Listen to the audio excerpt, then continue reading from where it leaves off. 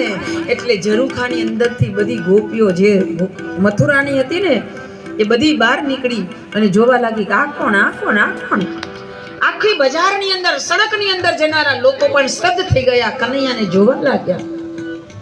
અને ત્યાં સામે ધોબી મળ્યો, માથા ઉપર મોટું પોટલું છે.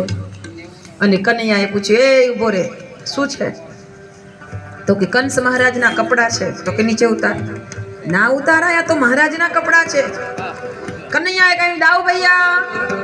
એટલે દાઉ ભૈયાએ ધોબીના બંને હાથ પાછળ પકડી લીધા, માથેથી પોટલું નીચે ઉતાર્યું.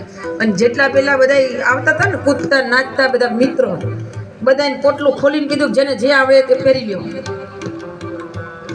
બધા પહેરવા માંડ્યા, પણ બધાને મોટા મોટા થયા તો કંસ મહારાજના કપડા.